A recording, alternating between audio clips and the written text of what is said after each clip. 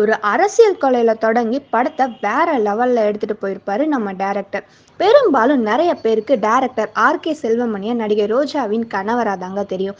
அவருடைய hair style, அவருடைய look, அவருடைய யூனிஃபார்ம் எல்லாமே உண்மையால ஒரு டிஎஸ்பி ஐபிஎஸ் அதிகாரி மாதிரி இருப்பாருங்க.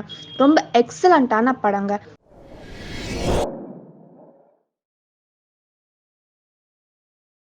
ஹாய் ஃப்ரெண்ட்ஸ், இன்னைக்கு நாம புலன் விசாரணை அப்படின்ற படத்தை பற்றின ரிவ்யூ தாங்க பார்க்க போகிறோம். மீண்டும் ஒரு கேப்டன் படத்தோட நினைவதில் ரொம்ப சந்தோஷங்க.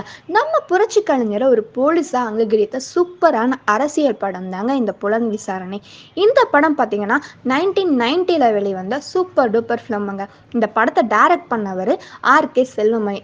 பெரும்பாலும் நிறைய பேருக்கு டைரக்டர் ஆர்.கே. செல்வமணியை நடிகை ரோஜாவின் கணவராக தாங்க தெரியும். ஆனால் அவர் மிகப்பெரிய ஒரு டைரக்டருங்க.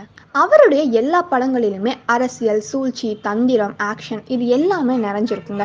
இந்த படத்தில் விஜயகாந்த், சரத்குமார், எம்.என். நம்பியார், ரூபினி, ஆனந்த்ராஜ், ராஜா ரவின்னு ஒரு பெரிய பட்டாளமே இருக்குங்க.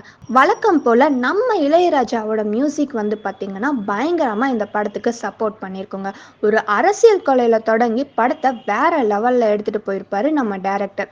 இந்த படத்தில் நம்ம புரட்சி கலைஞருடைய பேர் வந்து ஆனஸ்ராஜ்.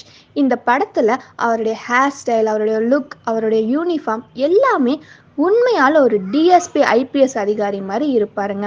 ரொம்ப எக்ஸலண்ட்டான படங்க. இந்த படம் பார்த்தீங்கன்னா அமேசான் பிரைமில் இருக்குது. கண்டிப்பாக இந்த படத்தை ஒரு டைம் பாருங்கள். நம்ம கேப்டனுக்கு ஒரு ரிஃப்யூட்டாக இருக்கும்.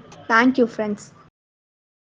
மேலும் பல சினிமா செய்திகள் மற்றும் பிரபலங்களின் நேர்காணலுக்கு கச்சேரி சேனலை சப்ஸ்கிரைப் செய்யுங்கள். லிங்க் டிஸ்கிரிப்ஷனில் உள்ளது. மறக்காமல் பெல் பட்டனை அழுத்தவும்.